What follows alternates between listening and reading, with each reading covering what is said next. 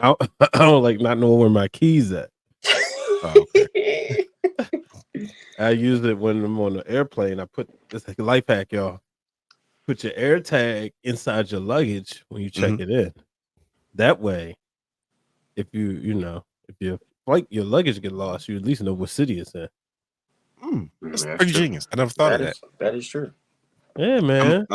I'm a conspiracy, so you know I'm not an air tag kind of guy, but that actually makes kind of sense though. Yeah, just for the keys and for the, for the keys though. I got my keys in my wallet.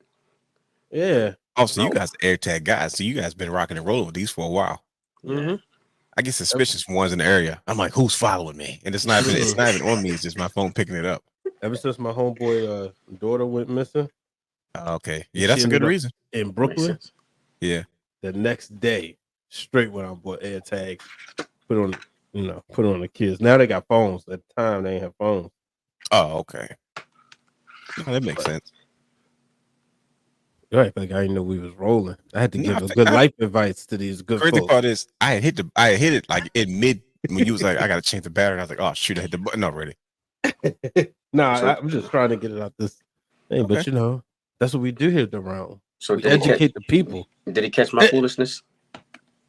No, I don't think so. I think it was close conversation. So I tell you one thing. What's that? I still and the realness got mad the last time I said this, but I'm still mad about it. People walking around talking about they got the show for intelligent wrestling fans and they dumb wrestling fans. Is there somebody else who's done this? The same person, but it came across one of the wrong Instagram feeds because here's the thing about when people block people, right? You can't block a social media manager, and as a social media manager, my bad, you can't block certain people and expect them to be completely gone because they'll sprout up around other channels that you operate. So I'm sitting up there and I see the show for the intelligent wrestling fans. I'm like, that's so 2011. First of all, it's not even your idea, and that's all I'm gonna say about that. That sounds familiar. You know the crazy part about claiming that you have a show for intelligent wrestling fans? What's that? Mm-hmm. If your subscribers don't say that, nobody's watching that show but you. And with that being said, the red light is on and our subscribers are up. So if anybody else that watches another show that claims they have a show for intelligent wrestling fans, tell them they can stick it where the sun doesn't shine. Because the Wrestling Rum Now podcast is officially live and in living color. See, Brian, they set me up because certain things kind of, you know what I mean? They pushed me on the edge, and that was a fun one. But yes, we are back, good brothers. It is officially Wednesday, and we are recording the best podcast for the education, for the review, for the breakdown by Brian H, of course, of everything professional wrestling. And we are fresh off the heels of a very special WWE crown jewel, and we are here to talk about the main event of tonight's show, and that is, has Roman Reigns lost a step? If you want to know the answer to that question, just stay tuned because we are about to get into it in just about 5, 4, 3, 2, 1. Let's get it.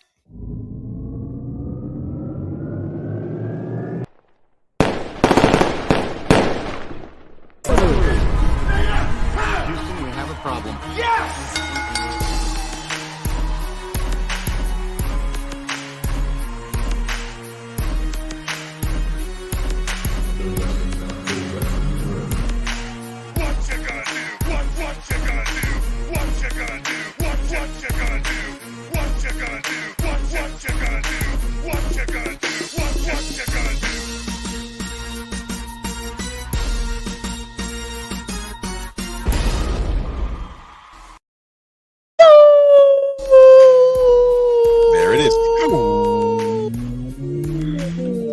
Welcome to the Wrestling Rum Now podcast, where we take a deeper dive into the world of professional wrestling. Now, I am your host, the realness himself, the real Dwayne Allen, in the building. And he is your host, Mr. Super Producer, Brother Hugh Had III, A to A to the S, B to H to the E, 3 to the R, to the D, in the building. And he is your host, like a brief pause, not only just any guy, but the Belt King, Brandon, that guy, guy who is not in the building tonight, and he is your host, the founder, the heart and soul, the creator of the Wrestling Realm, Mr. Steal Your Show, Brian H. Waters in the building tonight. Gentlemen, welcome. We are back. It's another Wednesday, and we are live and in living color here to talk about a little wrestling. Fresh off, once again, the heels of Crown Jewel, but we have to figure out.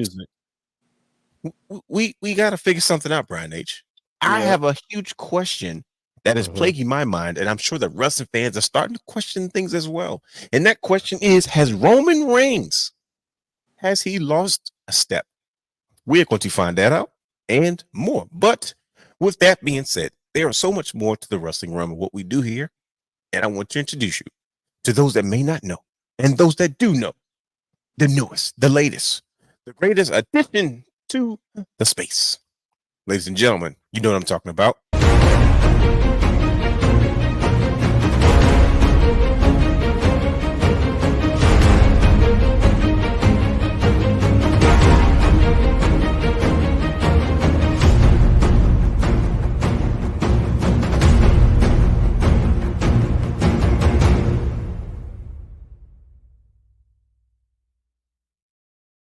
That's right. Championship Culture, the newest show to the Wrestling Realm family, hosted by Brandon the Guy, the Belt King, and Brother Hugh has a third super producer. We did not have a show this Tuesday, with the election going on, but they will be back next week every Tuesday at 8 p.m. on youtube.com/the Wrestling Realm playlist Championship Culture. Brother Hugh, can you give the people just a snippet, a tidbit, or a hint or two while the guy's out about what next week's show could potentially be about? One word. Belts. Tune in. That's just terrible. That was not a tidbit as well. But you asked the wrong person. But it was worth a shot. It was worth a shot. One word. Belt. As soon as he said one word, I knew he wasn't giving us anything. But since you're not giving us anything, if you want to go back and you want to catch every episode of season 3 up to this point, as well as season 2 and season 1, not to mention the very special Christmas bonus episode, once again, head over to youtube.com/the Wrestling Realm playlist Championship Culture, where you can catch up on every episode and understand fully for yourself what championship culture means and what it does for this space. I'm excited to see what next week's show is all about, since Brother Hugh is not spilling the beans. But brothers, we are here and we are going to jump straight to the point, because Crown Jewel was a monumental event. It was a special event, and we're going to talk about it, especially for this week's very special segment that we always do, entitled What Did You Watch? Pretty much every week we discuss what we watched, what we did, and what we watched to get our minds in the right state and frame to talk wrestling on the Wrestling Realm Now podcast every Wednesday. So with that being said, good brothers. Yes, sir. What did you watch? Sponsored by our good friends and partners at SeatGeek. If you're looking to purchase tickets to concerts, live shows, sporting events, and more, head over to SeatGeek.com, where you can use our promo code Wrestling Realm for any one-time purchase of $50 or more. That's promo code Wrestling Realm on any one-time purchase of $50 or more. Good brothers, let's get into a little bit of Crown Jewel talk. Brothers, what did you watch? Okay, trust me, every week there's a lot for us to get into. It's a lot for us to watch. But this week's segment is going to be focused solely on WWE Crown Jewel in Kingdom of Riyadh, Saudi Arabia. First of all, good brothers, what did you guys think overall of the show? Did it deliver? Was it fun? Did you like it? Can I say, Go ahead. I love wrestling on a Saturday afternoon. It's something 1 about o'clock. It felt like, back in the day, watching superstars. But this was a big deal, especially because, you got to watch the show, enjoy it, and do whatever you wanted to do. But overall, man, I love the storytelling throughout the night. I know we'll get into the main event, but Kevin Owens and Randy Orton, it just makes so much sense. Yes, match of the night, my opinion, by the way. And I can't wait to tell you guys why. Yeah, just go out there, and then I mean, every match did its thing in my opinion. Like it was something for everybody. Of course, you know me, I love the women's tag match, because it felt. That I was love, also dope. yeah, I love title matches that feel like the champion is going to lose, True. and between that and the U.S. title match, both of those matches felt like it wasn't just a okay slam dunk champion is going to retain. So those are the matches that, you know, without going into extravagant detail, that I really enjoy, and that for the reasons why. Brother Hugh, how did you feel about this year's 2024 Crown Jewel? Simple to the point. It delivered. It did what Mhm. it was supposed to do. I'm mad that my baby Naya, she got screwed. Sorry But about that. I know how you feel about her.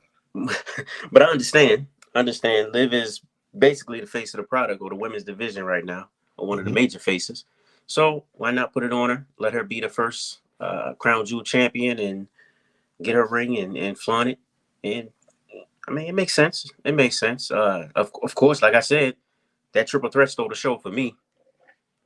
Those With LA Knight and absolutely, United States Championship. Okay, we got to get into that. This is good. I like this. I like it when we have different ideas and opinions about stuff. Makes for good conversation. LA Knight, he stood in his own. He stood his ground. We, And, we were questioning him a little bit. We're like, can he hang with these dudes? Because we know they can go, but well, how does he fit into this? Right. But like Brian said, storytelling in each match was phenomenal, and it did exactly what it was supposed to do. Okay. Well, let's talk about some of these moments and some of these matches on the card. We're not going to go into super detail because we have to break down, no pun intended, Brian H., one of the biggest questions that came from Crown Jewel about Roman Reigns and his this match between the Bloodline.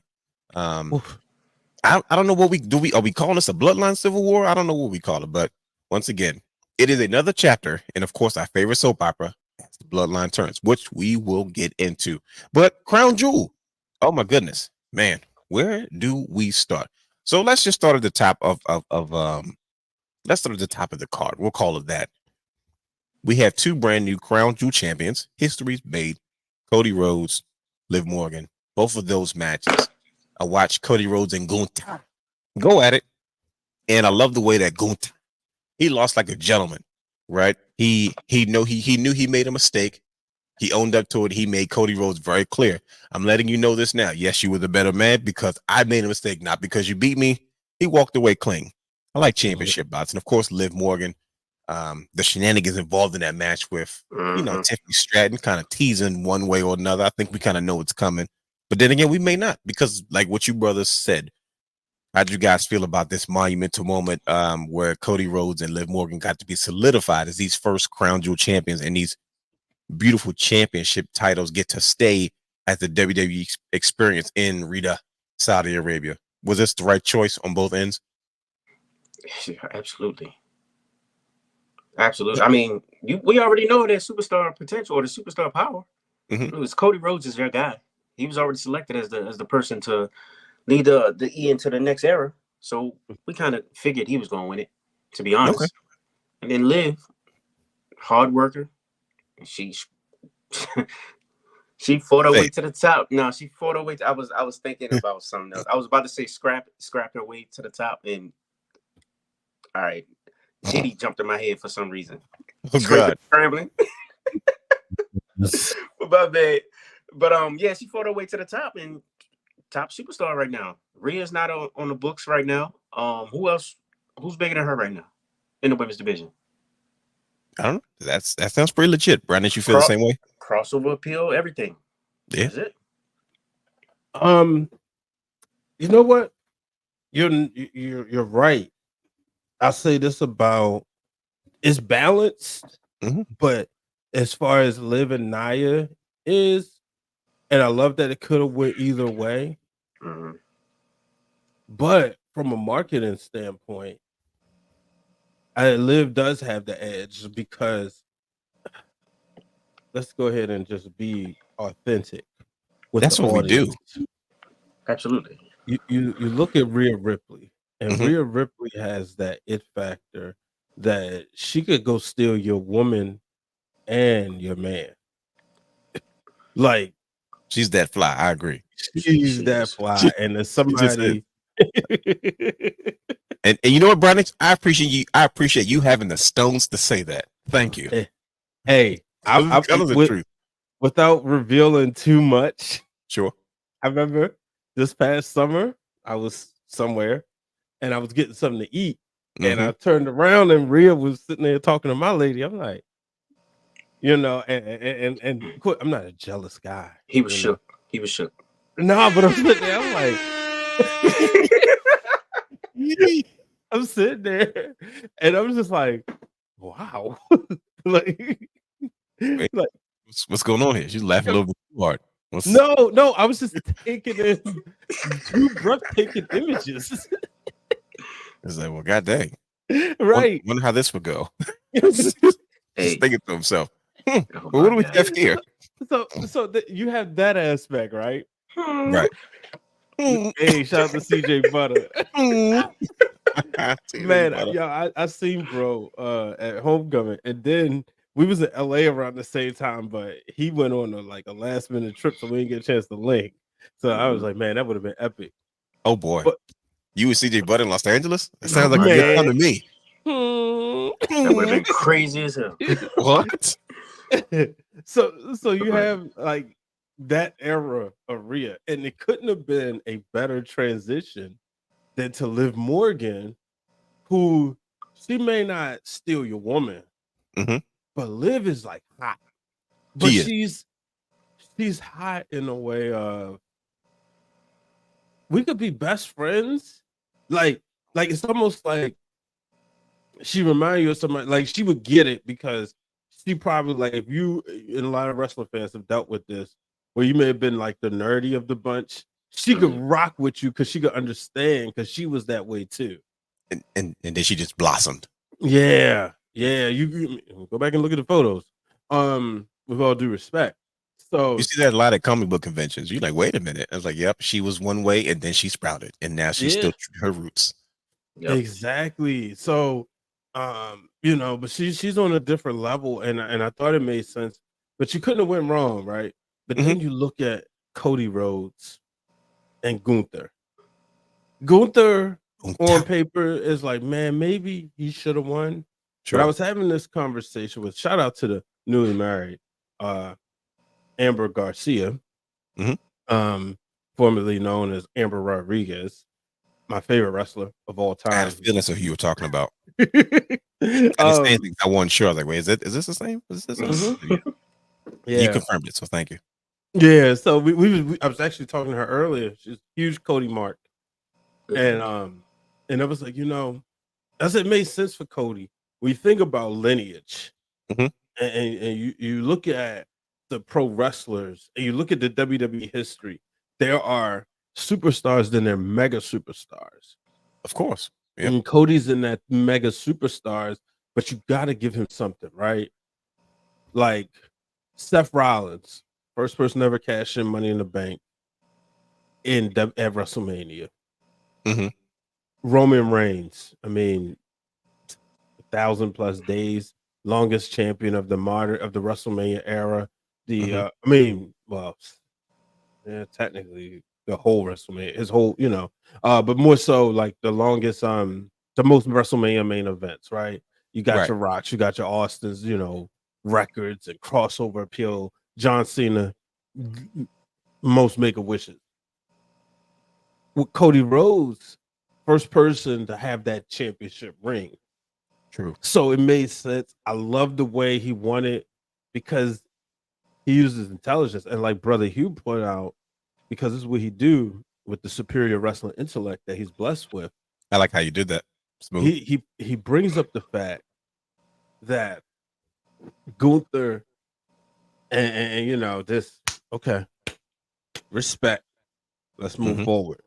And now he's gonna move on to Damian Priest, which is gonna be interesting because now I need to be resold on that feud. But I know that's really okay. This is early. So you said you had an hour and a half, but you starting to dig a little bit deeper. And I'm trying to keep it on schedule. I know. I had beef with that though. See, he started it. That's right. Sorry, buddy. Here's your hour and a half. This is not even crown jewel. This is. I have beef with the #1 contendership. Nothing against Damian Priest, but I feel like Dom should have won. Just for the simple fact that, real quick, Dom is the biggest heel out there. He's Mm-hmm. not considered to be one of the better wrestlers out there. Mm-hmm. And Bronson Reed came in, wiped out everybody. Mhm. Dominic was hiding over in the side. That would have been a perfect opportunity for him to come in and steal the win and add some more steam or add some more gasoline to him being a heel. You know what I'm saying? It just made sense to me. Like, all right, well, cool. We saw Damien and saw Gunther already. All right, cool. But I feel like that would have been a way to elevate Dom a little bit more. Of course, he would have lost to Gunther, of course. But you could have still had that match, and then you could have went back and revisited Damien. Question for you. Yeah. Is Dominic ready for the marquee? Can he sell tickets? Gunther versus Damon. Will people believe this really going to be a match, or are they just going to be like, oh, this is a gimmick? Can he sell? Yeah. Can he hold a pay-per-view now? Knowing, like you said, you already got your mind made up. He's not beating him, but can the butt be good enough? Because sometimes you don't need to sell the fact that, hey, he might win. It might just be, some people are just that popular. It don't matter what you do with them, like in R-Truth. But do you think that could have sold tickets? That could be marquee? I think it could have, to be honest. But the only beef is that it's two heels. Maybe that's why they did it. Yeah, because now you got to make it make sense. But to answer your question, he could. Because now you can look at it as if, look, all right, he's going to have this match, but we're going to tune in because we want to see Dom get his butt kicked. Because he is the biggest heel in the industry still. He is. When you go to another country that's completely around the world and you get the same response, that's a global response. Absolutely. You were a global superstar at that point. Right. But Brother Hugh. Yes, sir. I don't think it's so much Dom. I think it's more Gunther. Okay. And I think, like, do tell. And me and Shoes was bringing this up yesterday. There needs to be a lack of urgency in Gunther's title reign. He's beating up people, but he doesn't feel right now to me like the most important person on Monday Night Raw. Like Seth Rollins, when he was the world heavyweight champion, it felt like Seth Rollins' show. I haven't had that same exact feeling. I know what you feel. Yeah. Even with Damian Priest, it was sort of, but not the way it was with Seth Rollins. And I think Gunther, I don't want to say it's worse than Priest, but I still feel like that's the Judgment Day's Raw. I still feel like it's Liv Morgan's Monday Night Raw. You know what I mean? No, it's Jey Uso's for Monday Night Raw. Let's be real. That too, right? Yeah, that's true. So with Gunther, I need him to kind of like be the forefront. Yeah, and I think in order to do that, he needs an opponent that he can kind of look eye to eye to. And like I said, at SummerSlam, when him and Damian Priest was getting ready to wrestle, I really wish y'all could have seen. I know they showed the legends sitting there watching, but I wish y'all could have seen how they got up and went over there. It was kind of like, when you in school and if you like, matter of fact, when we would go to ROH and Kevin Owens would come out, everybody would just kind of rush out from concessions. We need to see this. That's the kind of look that Kevin Nash, DDP, X-Pac, they was giving. Like, nah, we ready to see this right here because I remember they telling me throw that. And I need that same feeling when he wasn't champion, now that he has the title. And maybe it's because he's so good in other areas but he's not perfect, obviously. So I understand what you're saying about Dominic because it makes 100% sense. But I think it's more of a Gunther thing. Dominic, I think I would want him in the ring with a super baby face, like when he was on NXT and he was facing Wes Lee, because like he wasn't supposed to win that match. All of a sudden he does. Yeah, that got a lot of sympathy on Wes Lee. Yep. I was chilling, but see, now I got to raise you one. So like Barney said it, Brother Hugh raised it. He raised it up again, so now it's my turn. So my question to you is, Brian H., you say throw it's yourself on the big screen. You say what? Right. Throw yourself on the big screen. Hold on. Get your spotlight, young fella. There we go. I put myself on the big screen. Here we go. Sorry. Look, I don't He even know how said to that do they it. throwing us like he not handsome. This technical director.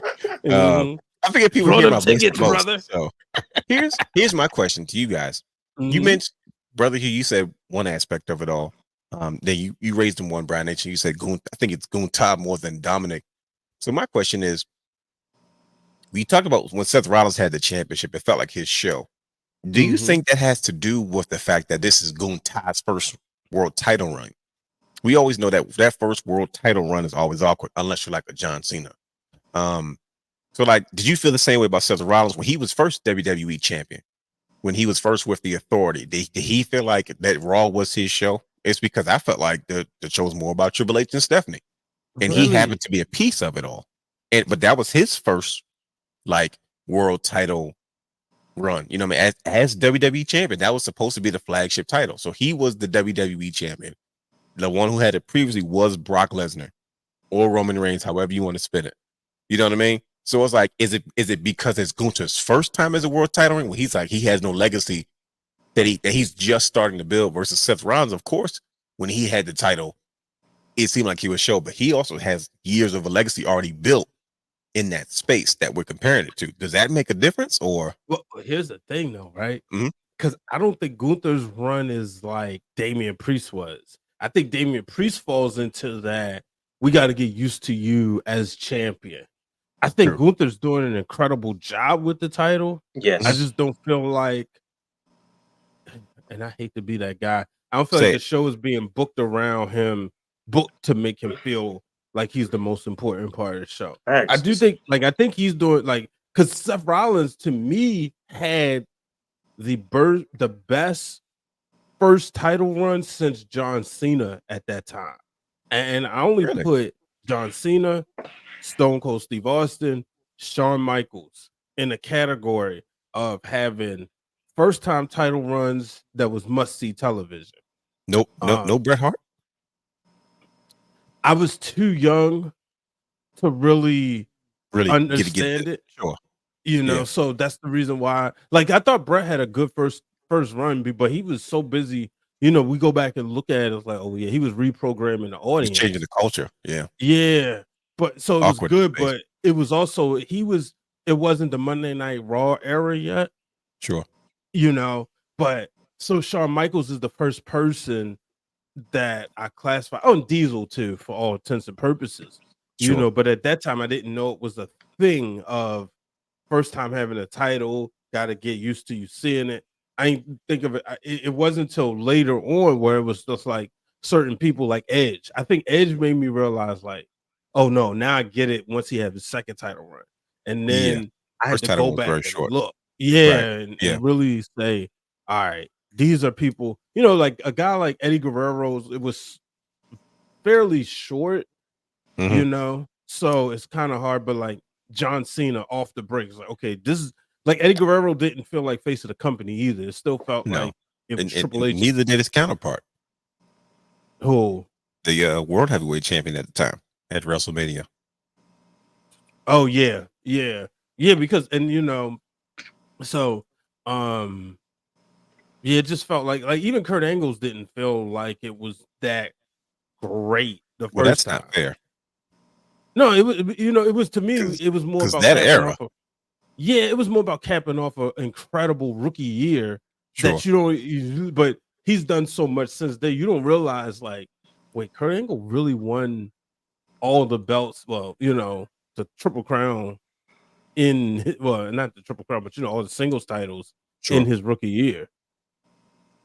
So I think Gunther is the thing is with him is, good title run. I just need the show to be booked more around him. But that's the reason why I also understand to bring it back to Crown Jewel. Why, it's like, okay, this is a first time accolade. You put it on the face of the company. Put it on Cody, Yeah. Makes sense. One heel, one face. Good gosh. Now you talk about superior wrestling intellect. That was deep. I appreciate that. Storytelling is ruling it right now, for sure. Yeah. I think one thing, that's the last thing I say because we got to move on. I think that Gunther is missing what Cody and him has had. He's missing Dance that partners. rival. You said what? Dance partners. I knew it was coming. Dance partners, that rival. He needs that, like Cody Rhodes and Roman Reigns will forever be connected to each other. is because they're like attached to each other's lineage. You know what I mean? Absolutely. And I feel like that's what he's made. Like he doesn't have that rival, that one person that goes, this person has his number every time. You need that Tommy Dreamer and Raven. You know, you need that, you know, Sami Zayn, Kevin Owens moment. You know, you need that one thing to define this championship. But Well, you know, he kind of did, but he got injured. I was thinking of the same thing. oh, CM Punk. Yeah, that, but see now, but that was given to somebody else. CM Punk and Drew I was thinking McIntyre. I was talking Dragunov. Dragunov. I was talking Dragunov. Oh, Dragunov. Oh, yes, that's it started off. Yes, their history started off a long time ago in NXT UK, and then turn around in NXT. So I guess we just gotta wait for what's his name, CM Punk to come back. Yeah, we'll see. In order for us to like pay attention to the WHC like it's supposed to be, highlighted. Yeah, I think that will bring much more eyes to that prize and that product. So you know what? I think that's actually a good because we'll probably revisit that, but I think that is probably they're stalling, like I said before about Cody Rhodes' run. So yep. Of course, not going to put him in many things, but you're right. The right people won for the right reasons. But let's talk about this match a little bit. This is LA Knight. You made it clear that the right man won. How did you feel about LA Knight being in the ring with these very I don't want to call them both luchas because that's not fair. I know one is a legendary lucha, but the other one is this kind of, very athletic, up and coming young superstar. And LA Knight is LA Knight. You know what I mean? Yeah. I thought that was perfect, Brian H. I thought the match went the way it was supposed to go. I felt like the way it ended, it made sense for LA Knight. Yeah. You know what I mean? Yeah. But I'm looking forward to LA Knight and everything that he has coming. I'm waiting for somebody to challenge him really too. Like I think he needs it. I think he needs that rival to kind of help take things to the next level. But who would that be though? That's a good question. I don't think they know yet. I love Andrade and I love Carmelo, but I need a threat to LA Knight. LA Knight's walking around with his head in the sky, like, you know what I mean? He can't be beat, but there's always something about somebody that kind of has your number, you know what I mean? And that can be kind of scary. He goes, uh-oh. I mean, LA Knight's confident, but don't be too confident, you know what I mean? So when you have that, like Brian said, it's something about watching that match where you go, oh, no, this person can actually beat them. They might not make it out this one. You kind of get a little bit more locked into, what you're seeing. But I was also locked into this match. Goodness gracious, the women showed off. The women's tag match was unbelievable. It was a good old-fashioned New Japan Pro Wrestling Young Bucks Spot Monkey match. I was I wonder how Brian H feels about this. I think you're being biased, Brian H, because they're women. Because if this is the Young Bucks New Japan in 2012, you be burying it. Man, listen. Lash, Legend, and Jade faced off. Man. I couldn't articulate this on Twitter Amazon. The way I wanted to. Yeah, you only got 148 characters. 280. Remember? What is it? Oh, he's right. We paid the premium. No, it's 280. But when is it 280? It was always 280? Yeah, for about 4 years now. Okay. But the thing is about them, like you said, 2 Amazons, respectfully. I couldn't write that out. When's the last time you seen 2 black Amazons in pro wrestling in the ring at the same time? Yeah. You know what I mean? We never got to see somebody go size for size, face to face with Awesome Kong on a big level, like in the United States. Because I'm not sure if she's faced off against Aja Kong over in Japan or the Indies, but to see those 2, and I've always said if Lash Legend had the start that Jade Cargill had, she would be the biggest star. Probably. I like Jade Cargill's journey, mainly because it made her a star. Like she became a star first and a wrestler second. I'm okay with that. People, oh, she green, whatever. She's a box office attraction. So was the Ultimate Warrior. I hate when people do that. Bingo. Don't do that. So was the Road Warriors. Don't do that. Y'all don't know y'all history when y'all start saying dumb stuff out your mouths. Sorry, you got to be fired up, Brian. This was the comment before the show started. So, I like the fact that those 2, face off in the ring, and overall just just all the women showing out. You know, for me, I really love Jakara Jackson and Lash Legend because they hadn't really had a chance to. I mean, they've been going, and I know Jakara was hurt for a while, and Lash was doing her thing, but Jakara was always been making her presence known at ringside and a part of the metaphor, and that's important when you can do that. So, big props to them because all those ladies went out there and showed out. And you know what? I'll say this, and I noticed this on Raw. The outfits don't feel Saudi no more. It just felt like they was wearing outfits. Maybe, and more so on Raw, maybe because Raw didn't have the look of a crown jewel. It just looked like Monday Night Raw. But it's not, you know, and I was watching this, and you know, we was talking about this Saturday. It was like, remember when they used to just wear t-shirts and long sleeve shirts? Right. Now they getting really creative. Oh yeah.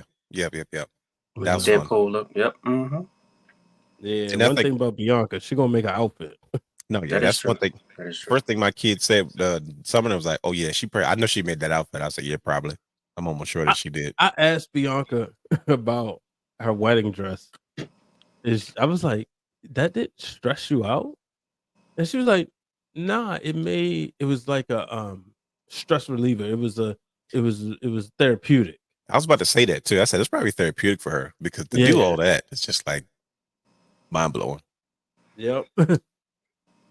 That is an amazing group of women, I have to say. Yeah. No, that was good. I was shocked. Not shocked, but I was like, wow, they figured it out. Because, you know, when I saw all the ladies, I was like, man, I hope they'd have enough time to do what they do and not just be out there. You know what I mean? But they made it work with the time that they had. Simply amazing. I love the Powerbuff Girl. Shout out to Four Sides of the Ring. And Bianca Belair and Jade Cargill. They're doing an excellent job. But like I said, can we talk about what everybody wants to talk about? That stare down, the second stare down, because we talked about Lash and Jade early. But when I first saw that, of course, I tweeted it out right away. I said, look, that feud right there, when it happens, is going to be fire. Lash and Jade. But then we come back. They teased it. Yeah. Talking about teasing it. They tease it for a second time. The stare down between Jade and Bianca. Do you think this is something it's gonna come eventually. Maybe. I mean, we have a lot of time before we get to Mania. So you guys are booking Mania already. Come on, man. It's maybe, early. I don't know. Maybe. It might still be a little bit too early, but who knows? Okay. I mean, you still feel something's there though. I'm just looking forward to it. That's all I'm gonna say about it. I'm looking forward to it. According to Jonathan Coachman. This is real life heat right there. And shout out to EO, of course. Still killing it. Chelsea. Bad Mama Jamma. Chelsea. The usual. Amazing. Goes out there and kills it. MVP all the time. Every time. I love Chelsea Green. And I love Piper Niven. She's really good too. No one gives her the credit for how good she is. She is so versatile. Right. Yeah. I genuinely love seeing both Piper Niven and Chelsea Green on my TV screen because I know it's going to be something good. We have some solid tag teams now. I'm happy for that. Yeah, it's being taken seriously now. And in situations like this women's tag match, you got to see who they were. You got to see their characters. They kind of like Piper Niven and Chelsea Green miscalculating what they did. I was like, bro, that's them. You know what I mean? Right. And it was like, oh, okay, shoot, they weren't paying attention but this is what they do. They're overzealous, they're showboaty, and you know, these kind of goofy mishaps happen because of who they are. And I'm like, this is the perfect situation for each and every last one of them. So good. You said who? Chelsea Green. If they introduce a mid-card title, put that joint on her. Put it on her. She's gonna have her drop it to Mia Yim 3 months. I was about to say her or Mia. Yeah, that's how you make a feud because people would pop for Mia by beating freaking annoying Chelsea Green. But that would be lovely. But that women, once again, hats off to you all. You guys did an amazing job, of course, as usual. At Crown Jewel. Like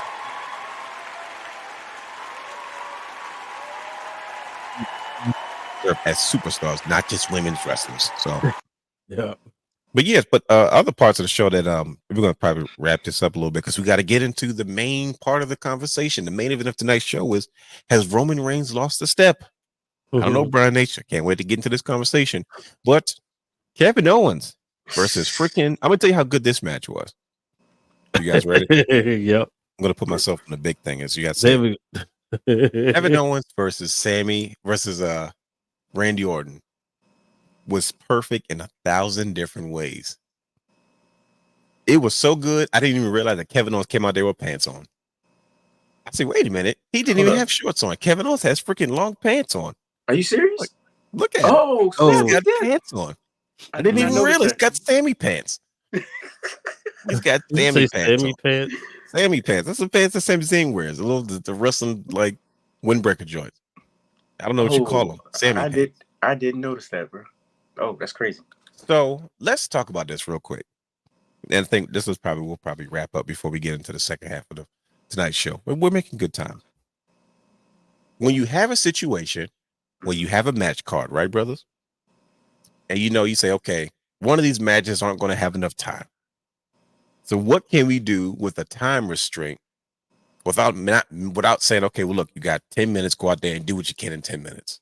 You turn it into a freaking gimmick. Mm-hmm. I don't even know if the people in Saudi even realized that the match wasn't even a match. So if you're watching at home, they tell you this match never even got started. But they gave us the match. It was no holds barred. They got the fighting, they got the swinging, chair slinging. Best part of the entire match for me was, and I love the fact that Triple H is doing this, when all the freaking agents or producers, however you want to call them, they come to the ring and they're trying to break up this melee. It's because technically the match was thrown out. It was so violent, it never got started. I love that all the former wrestlers get to get in the ring and have this moment in front of thousands of people and get to take bumps, get to be a part of the show. Mm-hmm. Adam Pearce takes a freaking RKO. I was like, bro, this is phenomenal. I said, how better can you display a feud that turns into a fight with a match that never got started? So you're not sitting there saying, oh, they got the time cut short. You're not saying that. It's because it wasn't meant to be a full match, but they gave us a match. They got to fight into the crowd. They did Kevin Owens flipped off something. All the former wrestlers, I don't know if it was I don't remember who it was, but you see former wrestlers going into the gates, getting tossed. I was like, bro, this is how it's supposed to be. I said, first of all, I can't imagine being an agent or being a former wrestler and getting to have this moment to be a part of the product inside the ring just for a moment. Like, my career is done. Of course, I'm still fit to take bumps and do all these things, but just for this moment, I get to be a part of something that I've done forever. And some of these guys were in TNA and Ring of Honor and didn't always get a chance to have these moments. So it's like, to get them now, unbelievable. I loved it. What did you guys think? You hit it spot on. I was about to say, yeah, you hit it spot on. I love the little tidbit with first of all, when Adam Pearce came out, I was like, why is Adam Pearce coming out? This is a SmackDown match. But it was later explained that Randy Orton had RKO'd or hit Daivari, which is a Raw agent. Yep. So then that's why he came out. He threw him into she showed him to the thing. Yeah. I was like, oh geez. So it's the little subtleties that Triple H and everybody's just giving us right now, and I'm blown away by it. But this could have been for me, it was right up there with the triple threat for stealing the show. For me, it was like moment of the night. So if it's technically not a match, it wasn't a match. Right? Yeah, you know what I mean? So it's like, okay, well, technically it wasn't a match because they told us, well, ladies and gentlemen, we had to throw the match out. I said, bro, this was perfect. It was perfect. I said, bro, you took the match and they still gave us the match. They just said, oh, we can't. So it takes the rules out of it, right? You can be unhinged. They gave us chair shots. You see all the I don't know why, I just got so excited to see all the former wrestlers get in there and take bumps. Adam Pearce and freaking what's his name? Magnus. Aldis. Yeah, Nick Aldis gets in the ring, and I was like, bro, they're gonna end up coming to blows. Nick Aldis and freaking Adam Pearce are gonna have a match at some point, and I can't wait for it to happen. But yeah, it's possible. I've been saying this last year, man. And shout out to the Bob Orton T-shirt, bro. Yeah. What I is didn't even know wrong Bob with him? Orton. I didn't even know he had a T-shirt. right? Bro. Like, He it's probably like, if you go to like the little legend section or like the WWE shop, yeah, you just have random shirts there, like they just make. How did he get his hands on that? Like he really came out there. First of all, he did it the first 2 nights for Cody, then came out with 2 different Dusty Road shirts on. Okay, maybe coincidence. And then he comes out with a cowboy bot. I said, now he's doing this on purpose. Like Bob Orton, like really? Like, come on now. Only thing I know Bob Orton for is the cast. Right? Yeah, his WrestleMania moment, his cheating cast, his the stuff he did with his son. He was Cowboy Bob was a big heel in the 80s. You know what I mean? That mid 80s, mid 85. But that was it was such a fun moment. I had a blast with it, man. So yeah, I think we just covered just pretty much majority of the show, but it sounds like we all enjoyed it. Real quick. Yeah. Brother Hugh was there. Triple H's first real show, SummerSlam 2022, where they canceled the match, right? With Matt Riddle and Seth Rollins because they had to get the sponsorship in. I want to say it was like Rey Mysterio or somebody like that. It was like a C4 sponsorship. So they had to cancel the match. But they had like a few, like, I think Rollins came out there and Riddle they fought. And this is the best way. Instead of canceling the match, getting people upset. Right. You cancel the match without people knowing. Yeah. Right. And then boom, they still get there. Like, you think people felt robbed? No. He didn't know. They didn't hear the commentators. For all they know, they thought the referee was in the ring. For all they know, they thought that was the match. So Special. Yeah, I thought that was perfect. Nah, that was absolutely amazing. It's the level of creativity and how in handling these things is just like, bro, I never thought of that, but it's genius. So if anybody can appreciate it, it's us. We've seen a lot. Triple H is doing an amazing job, but man, we got to get to this point right here. The look on this man's face. Roman Reigns takes the pin in only his second match back since WrestleMania. Yep. Not only does he take the pin, he loses to Solo, like head on. Like, this is the moment. This is what we have to talk about. And you know what, Brian? I think we're in good speed. We're going to get you out of here on time. After watching this match, Bloodline Civil War, I was geeked up. I said, man, with Jey Uso, we're going to make this happen. But you know what? This only fueled what I believe to be the fall of Roman Reigns. And I think that he has probably lost a step. First of all, we're going to touch on this subject for a quick second, right? We're going to touch on it. That's all we're going to do. And then we're going to take a quick break. We'll take a quick, commercial spot. And then we're going to come back.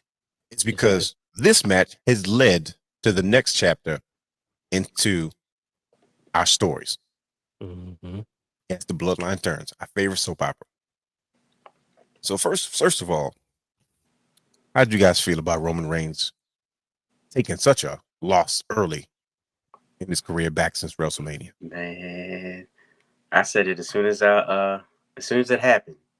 Speak on it. I went to the chat and I was like, bro, this comeback story is about to be epic. Uh-oh.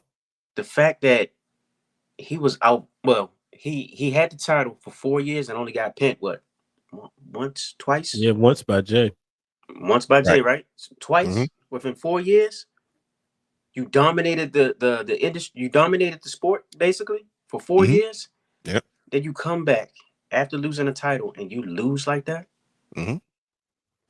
Bruh, this storytelling is crazy. They're going all in with it. And Brian said it. I spoke to Brian about it after the show, and I'm pretty sure he's gonna say it again. Man, he's putting his family on big time.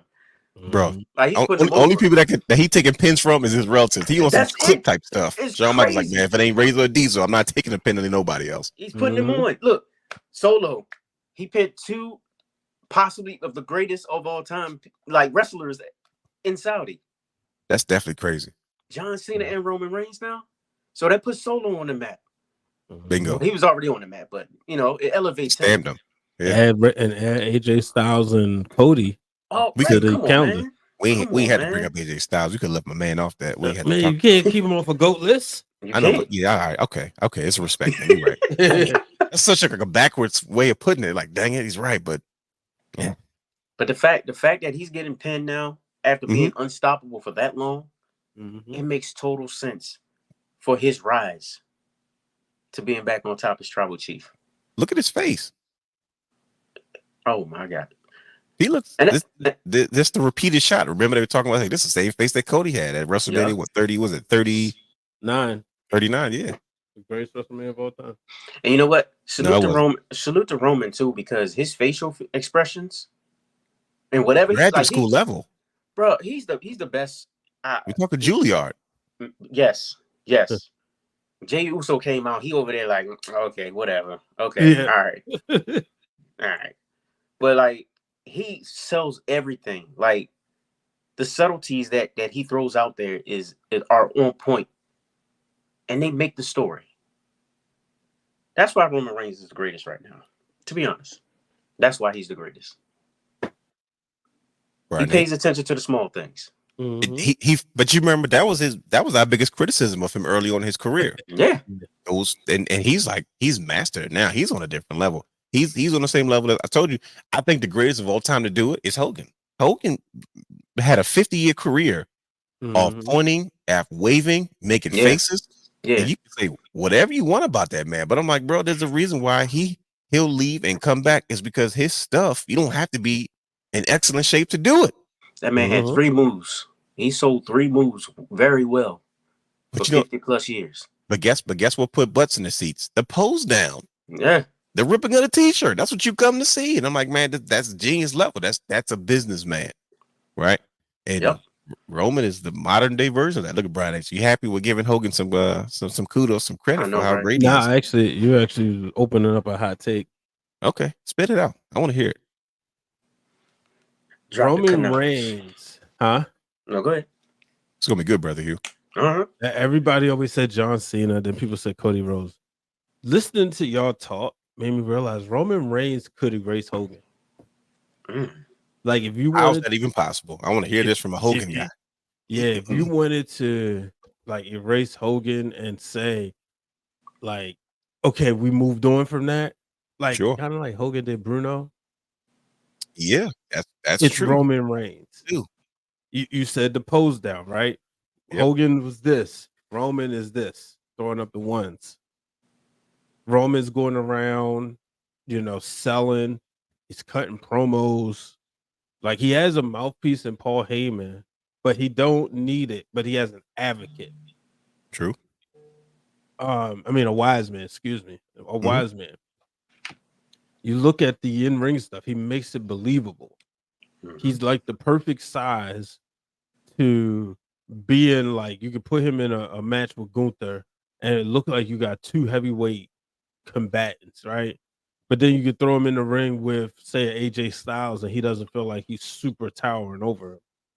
And the one thing he has that Hogan didn't have is he got the ladies thirsting over him. Wait a minute. So ladies didn't thirst over Hulkamania back in the 80s? The man was bald when he was like 18. Exactly. Yeah, it was running away from him early. And he was he still had the greatest crossover. It was the bandanas. That's what it was. Yeah. Right. Made it cool. I feel like it was Rick Rude's time. And then it went from Rude to Brett to Shawn to Rock. And then so forth. Randy Orton. Young Bucks did thirst over Randy Orton. Yeah. Huh? Yeah, they did over it starting his evolution period. Yeah. Triple H had a run, just because of his association with Shawn Michaels, the DX. No, he didn't. Yes, he did. I'm sorry. He did. Yeah. DX days he did. Yeah. Yeah, then he was No, untouchable. he didn't. Like, you're right. But yeah, you look at Roman, it's like Roman could really erase Hogan. If they wanted to, you know what I mean? No, because I didn't realize he had only had 2 matches. I said, dang, I felt like he was back. Like we see him a lot, but I'm like, dude really just been showing up and making faces and doing behind the scenes stuff. But the crazy part is I didn't realize it. I said, bro, they're like, oh, and only his 2nd match back. I'm like, what? He's only been in 2 matches since wrestling, but like you said, his presence alone, it's we're seeing him more than we used to, right? So you think like you're getting a whole lot of Roman, but you're really not. But like you said, that is aura, as you call it, as you say all the time, aura. We talk about everybody wants to say about some aura. I'm like, yo, because his presence alone is enough. Like, and then this exchange of pins with him and Solo. Yeah, you know, this exchange of pins and storytelling. it's unreal. I mean? Yeah, I saw it a lot. I saw it a lot with Hollywood Hogan, ironically, in WCW. Hogan, like you watched the episode. He was barely on the card. He didn't wrestle a lot. He would come out, start the show, cut his promo, come out middle of the show, do the main event, whether he wrestled or not. But his presence was just there. Most of the time, you saw a Hogan match might be a tag match and then a pay-per-view. So, yeah. The presence is all that we was asking for all this time. That's it. Yeah, and he's there. But like I said, we're gonna take a quick break, and then we're gonna wrap this conversation up because we need to figure out based off what we saw from this match, because I told you it's led us to the next chapter of As the Bloodline Turns. But after what we saw, has Roman Reigns lost a step? Stay with us right after this.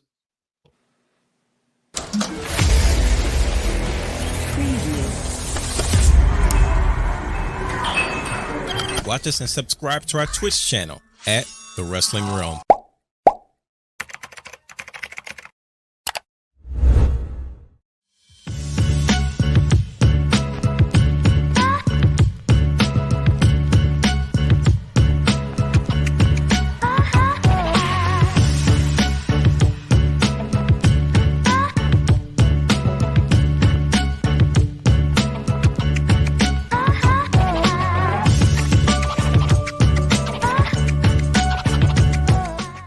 For all Wrestling Realm apparel and merchandise, head over to thewrestlingrealm.com.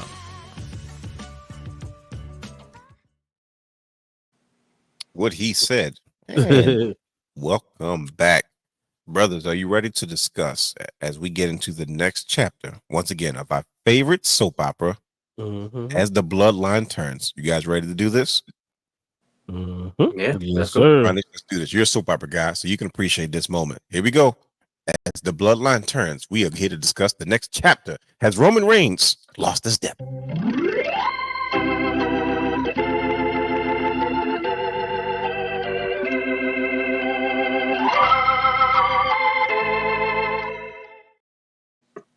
As we have entered the next chapter, once again, of our favorite soap opera, As the Bloodline Turns, I have to ask. We just discussed some moments we saw at Crown Jewel. But the question is, this is not a Roman Reigns that we've been used to for the last 4 years. There's a level of dominance. There's a level of arrogance. There's a level of fear that was there that kept everything in line, right? Let's talk about some subtleties. Even when there was a tag to be made, Roman Reigns put his hand out. He smugly looked at Jey and shook his head like, come on, let's do this. And Jey looked at him and slapped Jimmy.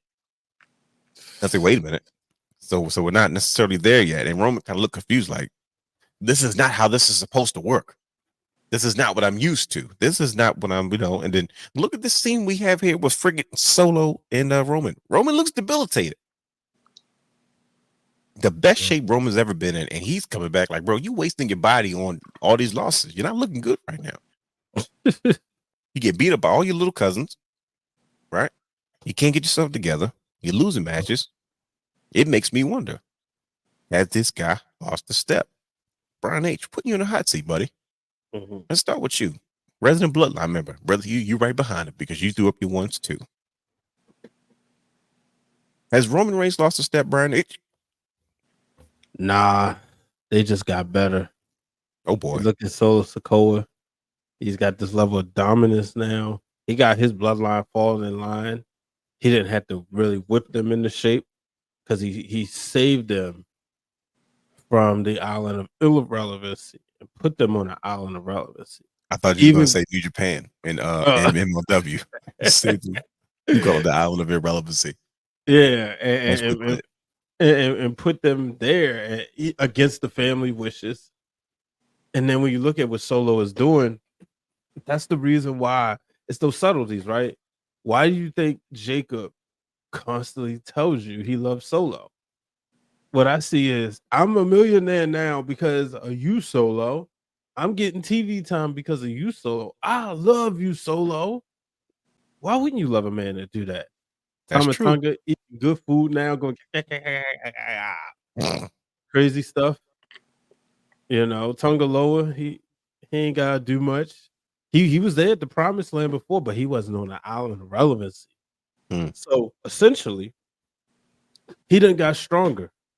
And the more you get stronger, the more you get more confident, right? Mm-hmm. So then you had that. Then you got Jey Uso, who done went and became a megastar. And you're like, wait, okay, I know you was over. She wasn't this old. So overall, Roman hasn't lost a step. It's just that the bloodline, because let's not forget, that's a family lineage, right? You always looked at Alpha and Sika as equals. Then you looked at, the head shrinkers, and they was a big deal. It was a tag team. Then you had the Rock. Not the Rock, Rikishi going his own. But then here comes the Rock. He was Rocky Maivia, but then all of a sudden, skip one better, and he got bigger. Cool. Yoko, Rodney. Yeah. It's but just like on a storyline, strictly kayfabe, right? Got it. Yeah. All of a sudden, the Rock is like, oh, he's up here, right? And then Rikishi had to break away from Too Cool, stop dancing around, and he had to rise to a certain level. And then what did he do? He go get Haku. He go get the big homie, and he bring him to the island. That's the distant cousin. And what did his son do? His son went and got Haku's sons. Yeah. So remember at that time, that's when Rikishi was dangerous. When he was a bad man. Bro, you remember when Haku came back to SmackDown with his hair all out from WCW? They was a tag team. I was like, oh, they're dangerous. And and Haku was dangerous with Barbarian in WCW as the faces of fear. Well, he was Ming, in WCW. So that's when Hugh used to walk around school giving tongue and death grips. He ain't hit me with that. He knew better. But yeah. Brother, you never said you gave people tongue and death grips. This is new information. I'm glad you publicly said that. I didn't know this. Out of all y'all stories from childhood, I don't remember that. I heard choke slams. Yeah, I know about y'all thought I was the one that was always doing the wrestling moves, brother. He was like, dang. Yep, my little self. Smallest guy out there. He everybody with wrestling moves. Right. Wow. He's funny. Well, according to this picture, I don't know if this photo agrees with you, Brian, but I'm gonna see what brother you has to say about this. It's the black tape. It's scary to me. Like, I think that shows me that he means business. Right. But right. I'm gonna ask you, brother Hugh. Now, Brian H made a very good point. Now, I'm be honest with you. I was fully prepared to argue with him until he started making sense. I was like, oh shoot, he's making too good a point. So I'm like, when you make legitimate points, you're like, I'm not dumb to argue with somebody that's talking the real stuff. I'm like, okay, because I was ready to be like, your boy lost a step, but then the thing that you were saying, like, oh shoot, has he really lost it? You at least made me think twice about my rebuttal and my trolling. I was like, crap, now I can't roll with that because then I'm gonna look dumb. Because you made some very valid points. But let me video gamify this real quick.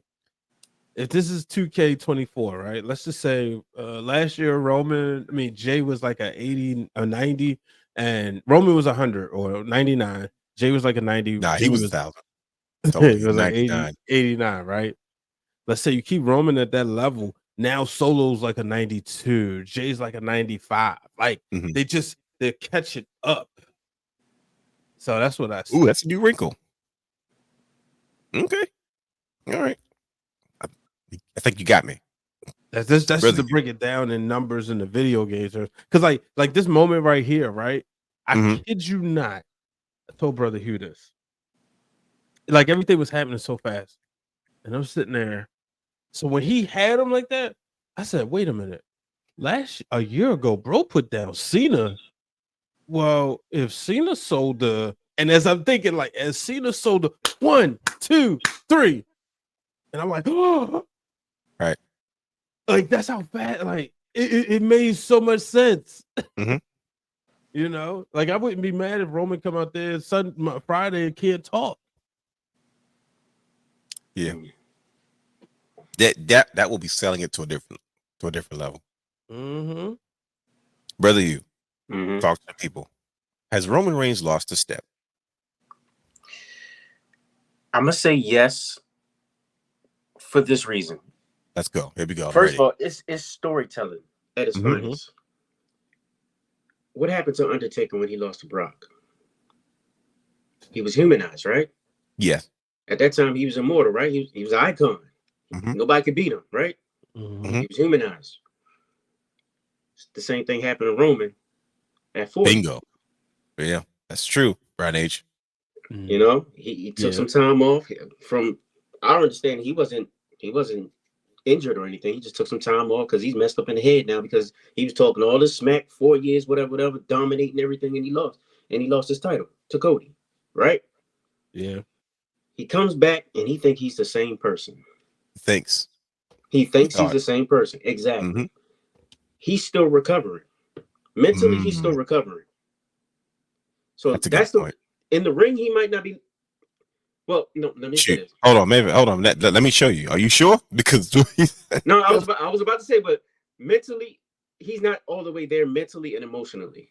He's not. I think he's lying to himself. Exactly. For a while, he's been moving off of rage. Mm-hmm. And that's what caused him like these little mistakes, which got his butt whooped multiple times by the Bloodline. Yeah, Brian just dying in the corner. I know. By the way. I see it.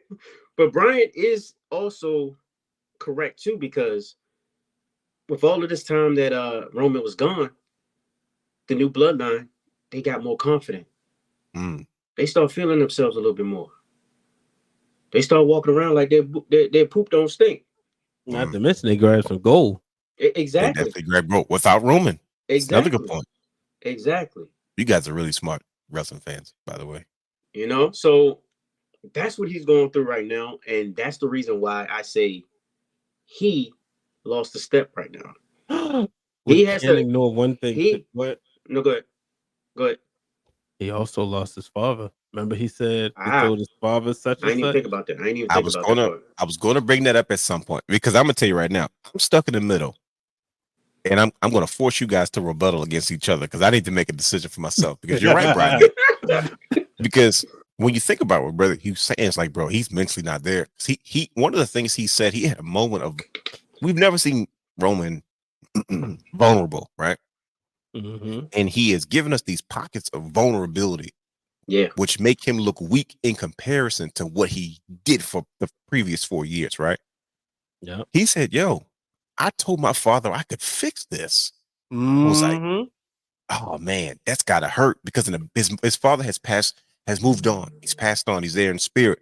But I know that's burning him up because he's like, we don't know the conversation he had with his father. His father's patriarchs of the family. You know what I mean? The Wild Samoans. Yeah. You know, he's like, I told my father I could fix this, which means the others have approached you. Those are the only ones that you have to convene with as far as you being a tribal chief is the elders. That's where the respect is. They respect you as the tribal chief, but you must convene with the elders. That's just culture.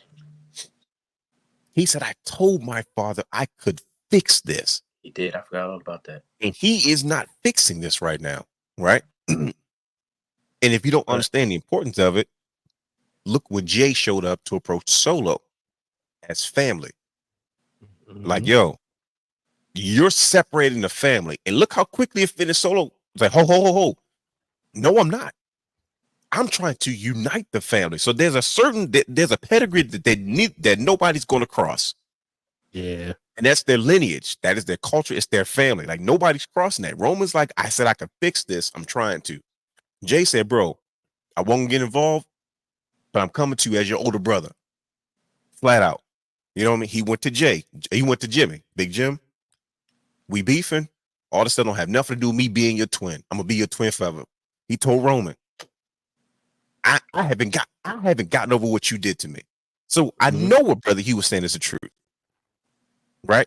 He said, I haven't gotten over what you did to me physically, emotionally, mentally. but I showed up anyway because that's what family does. Yeah. I'm like, man. So you guys got me confused right now. And I need to figure it out. Has Roman Reigns lost a step? Brian H., what do you have to say to Brother Hughes? I guess his rebuttal, his take on the emotional and mental state of Roman Reigns, despite what you said, despite, yes, business is still good. Yes, the family is still thriving, even if it's not the way that he wants it to be.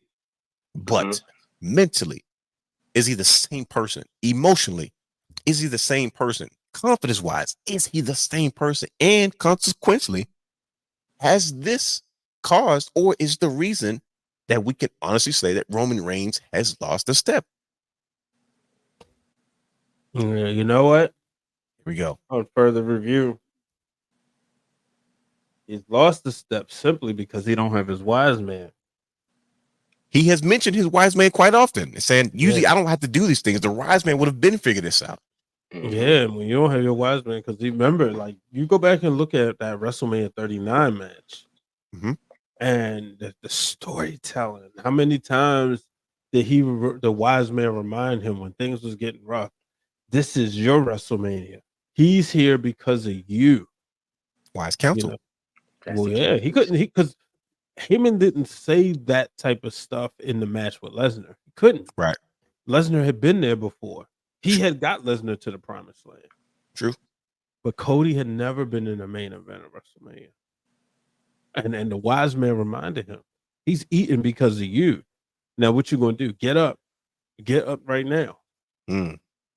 So he's missing his wise man. And, you know, I'll sit back and say, okay, maybe he's lost the step in the sense of not lost the step, because usually when you think lost the step, you mean getting slower. Yeah, he's getting older. Right. But he's in excellent shape. The best shape he's been in probably the last 4 years. See how lean he is? Right. Yeah. Right. But I think it's more so he's not focused. You know, like your brother Hughes said, moving off of rage. Because he's moving off of rage, he needs to get together, because like that was the one thing I mentioned on the episode I recorded, Break It Down with Brian H. this past Sunday. You can find on the Wrestling Realm YouTube channel. The thing is, him and Jay aren't on the same page, and that's key. Right. You know, because now it's causing dissemination between Jimmy. You know, that whole, like you said, that abusive, that mindset. Somebody, I wish I knew who it was. They put together an incredible edit of all the montage of Jay saying, I hate you. You seen it? Yeah, because I think one of you guys sent it into the group. Yeah. And I was like, this is deep. I thought I did. Yeah. So you think about that, like 4 years, you know, it's again having that cousin who you dictated and you told him, you know, you was punking him around, and all of a sudden he go to college, he gets smarter, he become the big man on campus. And then he come back home. It's like, no, at Thanksgiving, you know you're not gonna punk me for the big piece of chicken, right? Or you want to play family football? We could be on the same team, or basketball. Let's say basketball, but I'm not passing you the ball. That's exactly what happened too. Exactly. You're not just gonna have me pass the ball anytime you say. I'm calling the shots around here. I'm calling the plays. I'm pulling up for three, and it cost them. This is Hobbs and Shaw. Never seen it. You never seen it? The Rock, man. I keep saying I gotta watch all of it. It gets to a point where The Rock, he went off, he did his own thing, became this big agent or whatnot, well known, and then he gets back home, and his family doesn't really accept him. His brothers, right? They don't recognize him as where he is. You're right, but it's the same exact thing. Like, he gets back home, but they reunite and they come together because of family. At the end of the day, there's one common cause that's threatening the family, right? So they come together for that reason. That's what makes that's the story. That's literally it. We talk about cinema all the time. That's the story. Roman Reigns was in that bad boy too. Yeah, giving out spears, you know. True. But man, like, right? He definitely he lost a step, man. Is if you're not there mentally, if your focus is not there, you don't have that discipline right now to really focus on what really matters. Mhm. Then that's going to cause you to lose a step. Physically in the ring, you're not there all the way. Yeah, the body can't go without the mind. We learned that from Morpheus in the Matrix. Right. Then also, like you said, you still there. You have this issue with Jey. You have this issue with Sami now, who's always in there messing things up. You know what I mean? Then you already know Roman is already he's somewhat jealous of Jey. Oh, Yeah. He might feel like, oh, Jey is the bigger star right now. I need you to elaborate, Brother Hugh, because you just you lit a firecracker and now it's Hey. about to explode. Hey, So we man, was ready to move on to the next part of that because you touched on that part of that. All right, cool, it's a good transition. But then you said something. I was like, wait a second now. That adds a different wrinkle to the whole mentality and emotional aspect. I didn't think about that. But I'm like, you know what? The Brian H. When you think about these scenarios that we've witnessed and we've seen or experienced, right? Mm-hmm. That the little cousin is being a little cousin, right? But then you stay home and go to work, but they go off to college, they come back in better shape, they come back more educated, and now they're the pride and joy of the family now, not you anymore. What you do is not special, but now you're like, dang, I used to be the man around here, but now little cousin went away to college, and now he come home and everybody's all in his face. Mm-hmm. I didn't think jealousy would be a thing, but tell us, why do you think Roman Reigns is jealous of Jey Uso? This is good. I alluded to it earlier. His facial expressions, the way he's acting, the way he's moving when he's around Jey. I'm surprised that he actually broke down and was like, look, basically saying, look, I need you here. He said it without saying it. Sure. When he wouldn't admit, big cousin not going to admit it. Right, exactly. But at the end of the day, he realized, like, look, I do need some help because I keep getting my butt whooped. But the jealousy comes in, like, the first time they stepped in the ring together, you could tell the music hit. He's looking at Jey like, he's looking around as Jey is coming down, like, he's looking around like, what? Confused. What is all this? Who is this guy? This is all for him? And then it happened again. At Crown Jewel, when Roman's music hit first, I was like, oh my gosh. Yep. I went crazy. I remember y'all said that. I went crazy. I said, Roman is coming out first. First of all, I didn't like how they disrespect my man Jimmy because I wanted to hear his music. And he had some fire. I did too, for real. I was like, right. I was born a king. Ugh. Right, but I digress. But when Roman's music hit first, I was like, oh my gosh. They're doing the thing. Then Jey come out, crowd goes bananas. Then Brandon, I know he wish he was here right now. But I was talking to him. He was like, look, he got the crowd singing his song now. Like on some Cody Rhodes type stuff. Randy Orton type stuff. True. They're singing the lyrics to his song now. Plus interacting, doing yeeting and all that extra stuff. Come on, man. He's over. Yo, people be struggling with that yeet, yo. If I could do it, everybody should be doing it. Exactly. Yeet. Exactly. I was like, okay. I hear you, Saudi Arabia. Yeah. That man is mega over. And then, like I said, when he was standing in the corner, Jey doing his thing, yeeting and all that, he looking at him like, bro, whatever, dog. Go ahead. He definitely was. I thought it was me. Like, but I was like, yo, why are you acting that way towards him a little bit? But like you're not really over. He ain't all that. He's jealous, bro.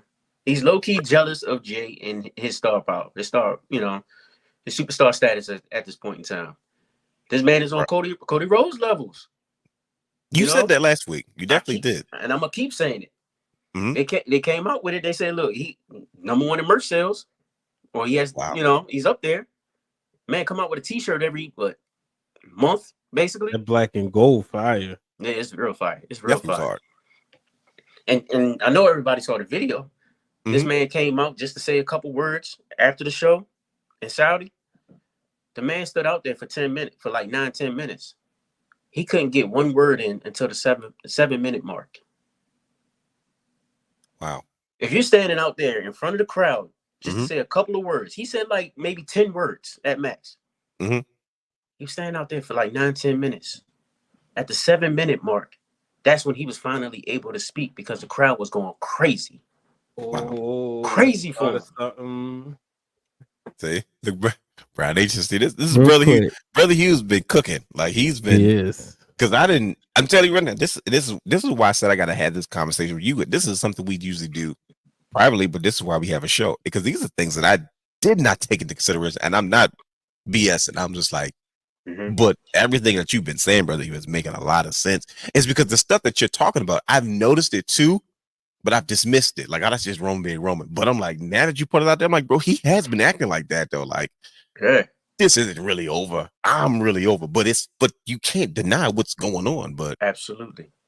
Ryan H, I'm putting you in the hot seat, buddy. What did you have to say about everything, brother? You just broke down.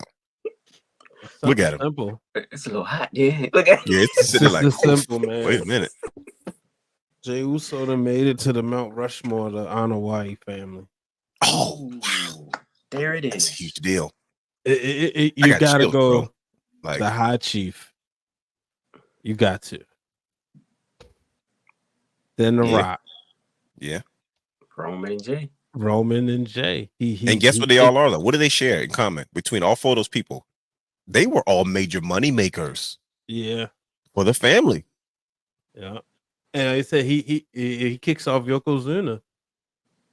Yeah. And you can make the argument that Jey had it the hardest simply because he was a twin.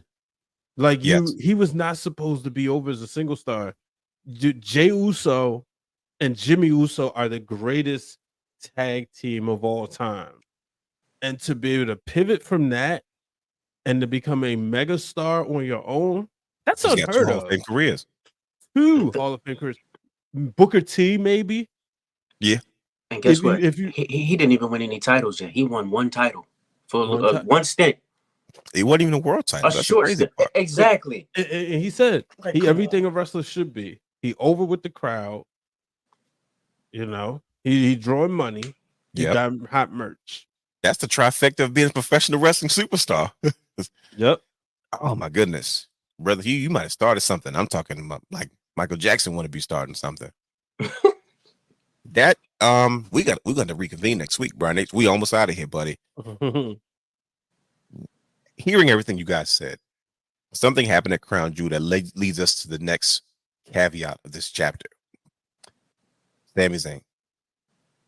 Some may know him as Sami Uso. He came out to show his allegiance to the original Bloodline, his relationship to Jimmy, Jey, and Roman. Something happened. And we had to figure out, wait a minute. Did this happen on purpose or not? He comes out, exploded suplex to Solo, shows what side he's on, but at the end, at the end of the exchange, Roman looks to finish off Solo. Solo ducks a Luva kick to Roman Reigns.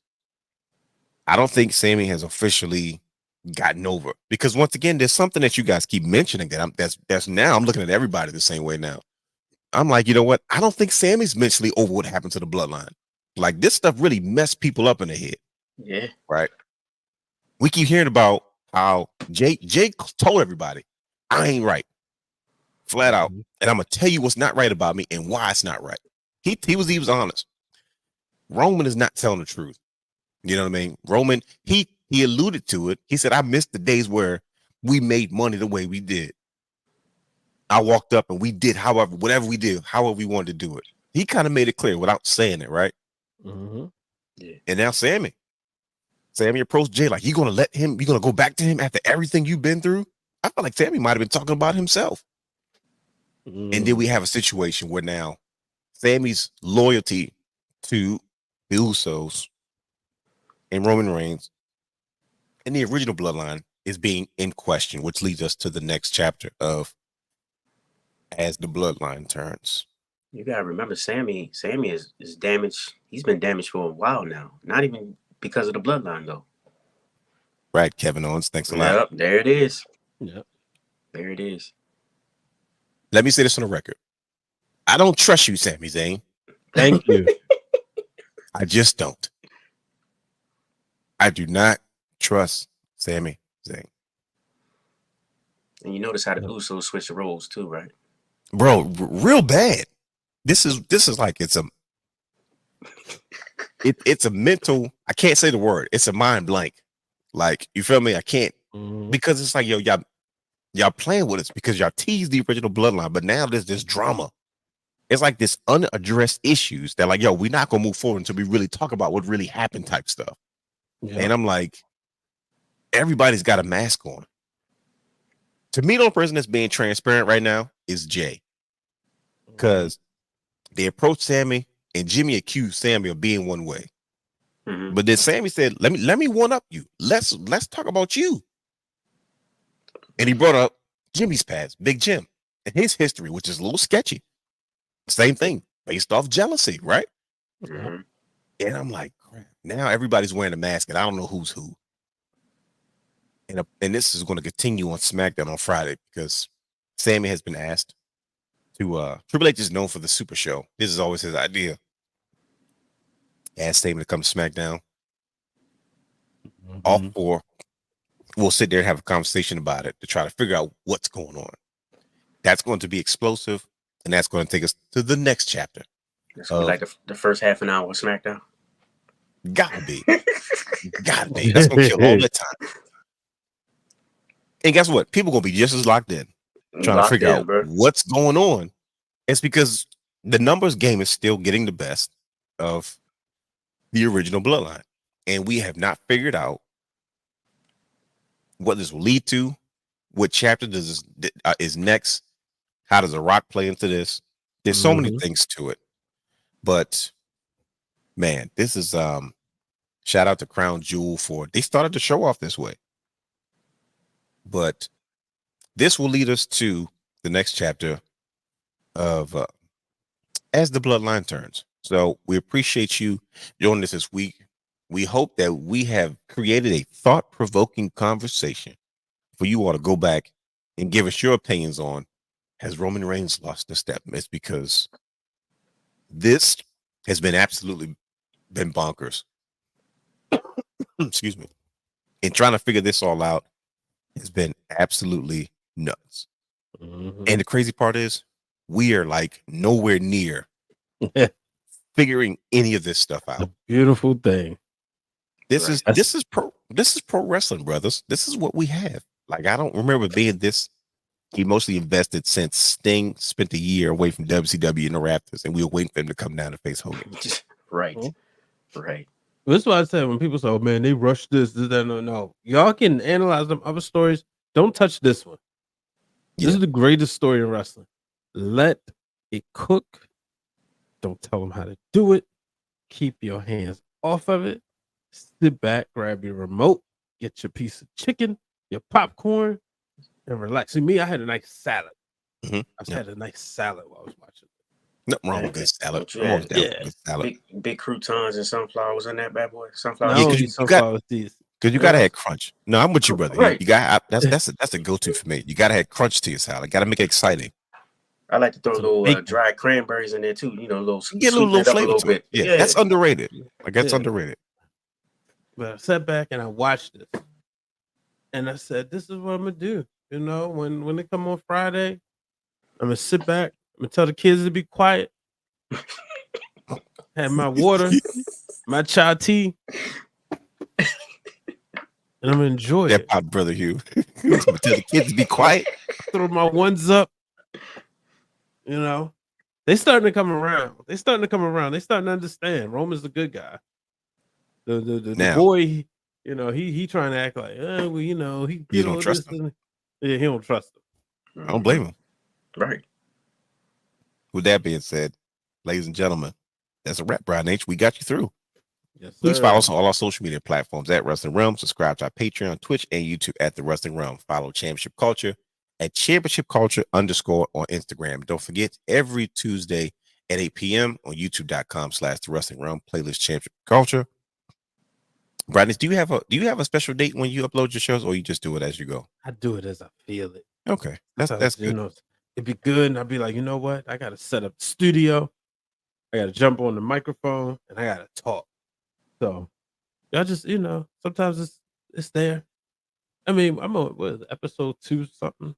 Mhm. I lost track. I know this is episode 149 Okay. of the Wrestling Realm Now podcast. One more next We're week. rocking and rolling. So Yeah. definitely break it down with Brian H.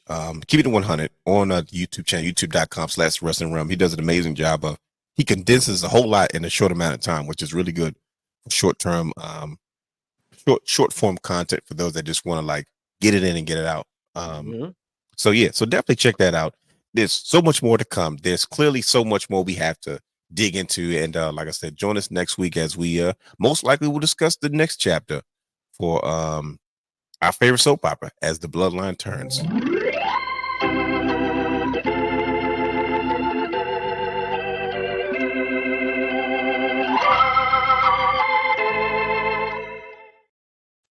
Ladies and gentlemen, has Roman Reigns lost a step? You tell us. We'll catch you on the flip side. We'll see you next week. We out of here. Peace.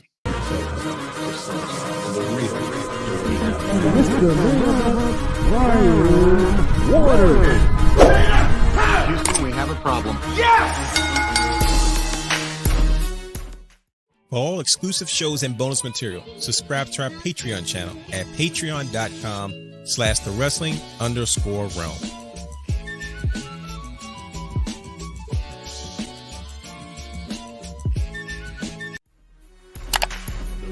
You can watch all of our Wrestling Realm content anytime on youtube.com/thewrestling realm.